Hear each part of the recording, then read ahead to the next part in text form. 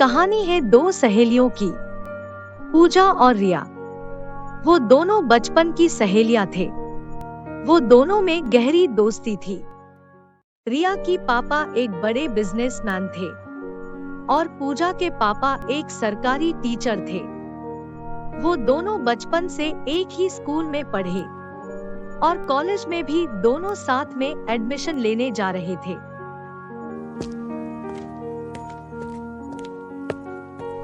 अरे रिया, तू अभी तक तैयार नहीं हुई? गेम खेल रही है? जल्दी कर यार, कॉलेज के एडमिशन के लिए लेट हो जाएगा। तुझे पता है ना, आज एडमिशन की लास्ट डेट है। अगर आज भी लाइन लंबी होगी तो क्या करेंगे? तू सुन रही है ना मेरी बात? रिया, ये गेम खेलना बंद कर और चल, जल्दी से तैयार हो जा। चिल पूजा चिल, चिंता मत कर, हमारा एडमिशन हो जाएगा। मैंने रोहित अंकल से बात कर ली है, हमारा काम आराम से हो जाएगा। ये सब तो ठीक है रिया, लेकिन हमें टाइम पे कॉलेज भी पहुंचना होगा ना। अब चल जल्दी, टाइम वेस्ट मत कर। रोहित अंकल रिया की पापा की फ्रेंड थे। वो कॉलेज में प्रिंसिपल थे। रिया की नेचर थोड़ा सा लापरवाह था। ऐसा इसलिए था कि उसकी पापा की अमीर होने के कारण वो अपनी बेटी को ऐसो आराम की जिंदगी दिए हैं। दूसरी तरफ पूजा को अपनी कामों के लिए मेहनत करने की आदत थी। वो काम की गंभीरता और समय की कीमत दोनों को समझती थी और रिया को भी हमेशा इस बात को लेकर समझाती थी, लेकिन रिया उसकी बातों को मजाक में टालती थी। दोनों सहेलियां जब कॉलेज की गेट पर पहुंचे, तब रिया अचानक से रुक गई और अपनी पर्स में कुछ ढूंढने लगी। क्या हुआ रिया, क्यों रुक गई? पूजा, शायद मैं अपना फोटो लाना भूल गई। मुझे लगता है कि मैं फोटोज घर पे ही भूल गई। अब क्या करे, उसके बिना एडमिशन नहीं हो पाएगा ना। अरे यार, इस लड़की का मैं क्या करूं? एक तो हम ऐसे ही इतने लेट हो चुके हैं, ऊपर से तुम अपना फोटोज घर पे भूल आई। अगर हम फिर से घर जाकर फोटोज लाएंगे तो बहुत लेट हो जाएगी और शायद कॉलेज भी बंद हो सकती है। अब क्या करे? पूजा बहुत टेंशन में थी। रिया उसे देखकर जोर जोर से हंसती है। रिया, इतनी टेंशन में तुझे हंसी आ रही है? तुम्हारी दिमाग तो ठीक है ना? अरे बाबा, मैं हंसू नहीं तो क्या करूं? मैं मजाक कर रही थी। तुझे तो पता है ना, तेरा टेंशन वाला चेहरा देखकर मुझे कितनी हंसी आती है। तू चिंता मत कर, मैं कुछ नहीं भूली हूँ। तुमने तो मुझे डरा दिया था। रिया, तू कब सीरियस होगी? ऐसे तो हम इतने लेट हैं, ऊपर से तेरी ये मजाक। अब चल जल्दी। उसके बाद दोनों रोहित अंकल की केबिन में जाते हैं और दोनों का एडमिशन हो जाता है। पूजा, अब तो तू खुश है ना? मैं कहा था तुझे, सब कुछ आराम से हो जाएगा। तू बस काम खा परेशान हो रही थी। अब चल कॉलेज की कैंटीन में कुछ खाते हैं। तेरी जल्दबाजी की चक्कर में मैं सुबह से कुछ खाया नहीं। रिया, अब घर ही तो जाना है। माँ ने घर पर खाना बनाकर रखा होगा। चल मेरी घर जाकर खाते हैं। अरे नहीं पूजा, घर का खाना नहीं, कुछ बाहर का खाते हैं। तू चल ना, पैसे मैं दे दूंगी। नहीं रिया, बात पैसों की नहीं है, मुझे दरअसल भूख नहीं है। अच्छा एक काम करते हैं, तू कैंटीन में कुछ खा लेना, मैं सिर्फ चाय पी लूंगी। अब ठीक है? दोनों कैंटीन जाकर खाते हैं। कॉलेज कैंटीन से जब वो दोनों आ रहे थे, तब कॉलेज को एक सुंदर सा लड़का बाइक पे आया।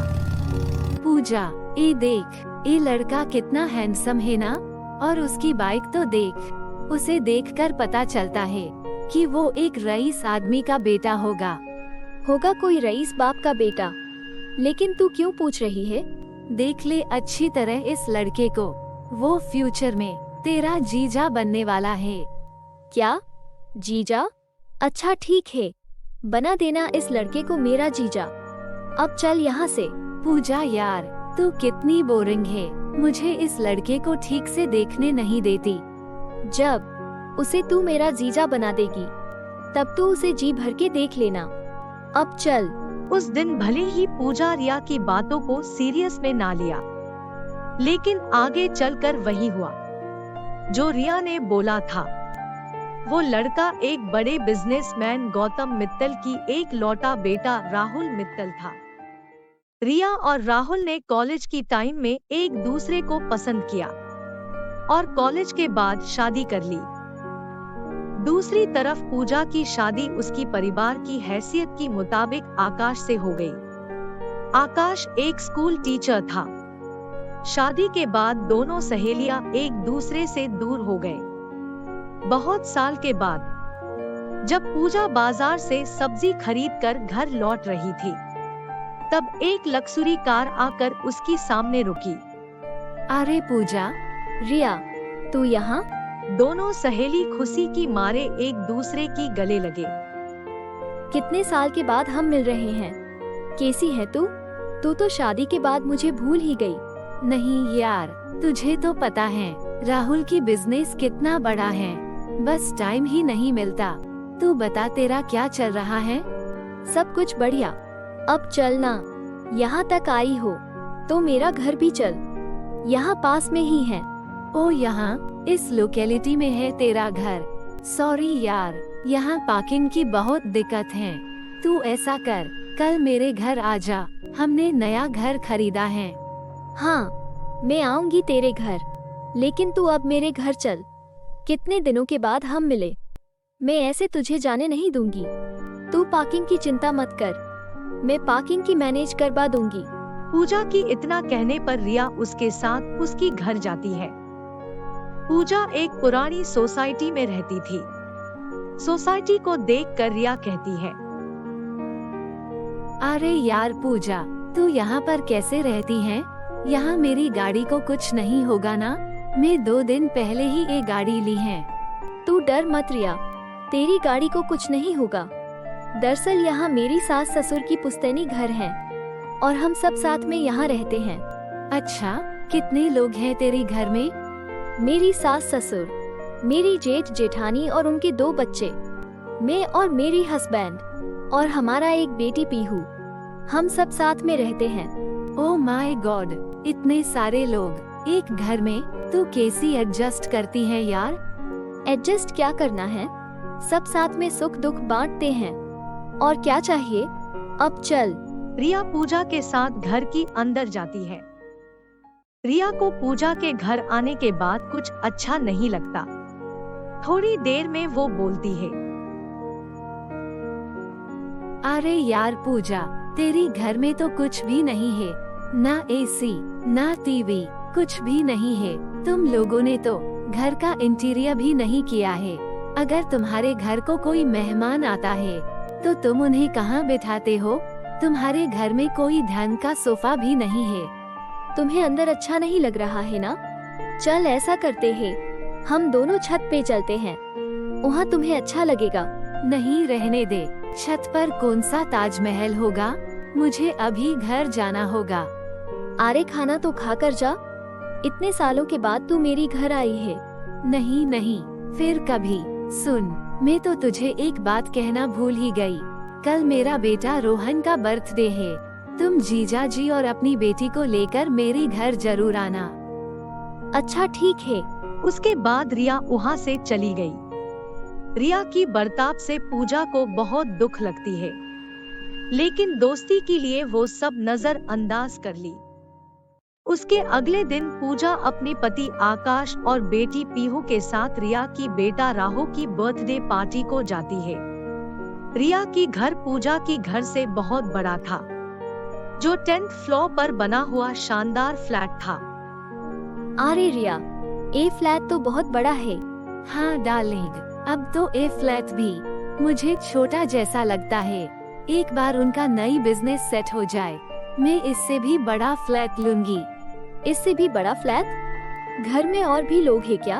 अरे नहीं नहीं, मेरी घर में मेरी हस्बैंड, मैं और मेरा बेटा ही रहते हैं। इससे ज्यादा लोग मुझसे बर्दाश्त नहीं होती। चल, मैं तुझे मेरी पूरा फ्लैट दिखाती हूँ। रिया पूजा को अपनी घर का फ्लैट ऐसी दिखा रही थी मानो वो पूजा को नीचा दिखा रही हो। मेरी घर में जो कुछ भी है वो सारे इम्पोर्टेड है, बाहर से मंगाई हुई है।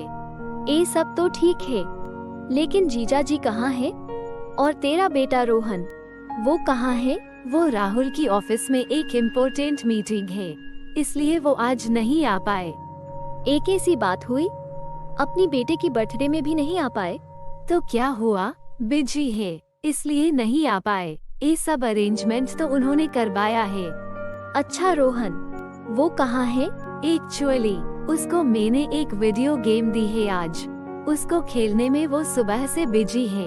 लगता है वो केक कटिंग की टाइम में आएगा। बर्थडे पार्टी के बाद पूजा अपनी पति और बेटी के साथ घर लौट आई। क्या पूजा, तुम दुखी हो? मुझे तो लग रहा था कि तुम अपनी बेस्ट फ्रेंड की घर जाकर खुश होगी। पता नहीं आकाश, रिया बचपन से अपनी पापा की पैसों को लेकर घमंड करती थी, लेकिन शादी के बाद वो और ज्यादा घमंडी हो गई है। मुझे तो आज ऐसा लग रहा था कि वो मुझे बर्थडे पार्टी में उसके घर नहीं बुलाया था, वो मुझे नीचा दिखाने के लिए बुलाई थी। वो बार बार मेरी सामने अपनी पैसों की घमंड दिखा रही थी, जो मुझे अच्छा नहीं लगा। जाने दो पूजा, वो तुम्हारी फ्रेंड है, कुछ कुछ बातों को अनदेखा करना ही सबके लिए भलाई होता है। पूजा और रिया एक ही शहर में अब रहते थे, लेकिन वो दोनों एक दूसरे के साथ अब ज्यादा नहीं मिलते थे।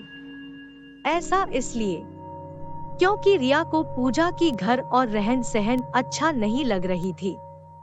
ऐसे कुछ महीने गए, फिर अचानक एक दिन शहर में भूकंप आ गया। भूकंप इतना जोर था कि शहर की ज्यादातर बड़े बड़े इमारतें धराशायी हो गए, जिसमें रिया की घर भी था।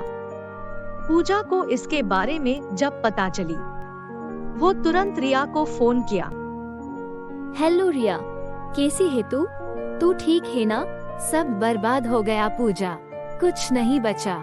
हमारा घर, ऑफिस सब बर्बाद हो गया। ये तो हमारा खुशकिस्मत थी कि जब भूकंप आया तब हम बाहर थे, वरना पता नहीं क्या हो जाता। भगवान का शुक्र है कि तुम सब ठीक हो। अच्छा सुन, तुम सब अभी मेरे घर आ जाओ। तेरी घर? लेकिन वहाँ पर पहले से ही इतने सारे लोग हैं, तो हम कैसे? जगह दिल में होनी चाहिए रिया, घर तो अपने आप बन जाते हैं। तू कुछ मत सोच, बस जल्दी से यहाँ आ जा। रिया अपनी पति और बेटे के साथ पूजा की घर आती है। वो लोग कुछ दिनों तक पूजा के घर में रहे। पूजा के घर रहना रिया की मजबूरी थी, लेकिन कब ये मजबूरी उसकी खुशी बन गई, उसे पता भी नहीं चला। परिवार के साथ खुशियां बांटना किसे कहते हैं, वो अब भली भांति जान गई थी। क्या सोच रही है रिया? यही कि कितना गलत थी मैं। मुझे लग रहा था कि बड़ा घर, बड़ा स्टेटस ही सब कुछ है। मैं राहुल और रोहन को इतना खुश कभी नहीं देखा जितना वो लोग तेरी घर आकर खुश हुए हैं। पैसे की घमंड से मैंने अपनी दोस्ती का भी ख्याल नहीं रखा, बार बार तुझे नीचा दिखाती रही। लेकिन अब मुझे समझ आ गया कि घर वहाँ पर रहने वाले लोगों से बनते हैं, सानों सौत से सिर्फ मकान ही बनता है, घर नहीं। ऐसे बोलकर रिया की आंखों से आंसू आ गई। पूजा ने रिया को आगे बढ़कर गले लगा ली। वो दोनों की दोस्ती का एक नई शुरुआत थी, जिसमें ना कोई अमीर था ना कोई गरीब, सिर्फ दोस्ती थी।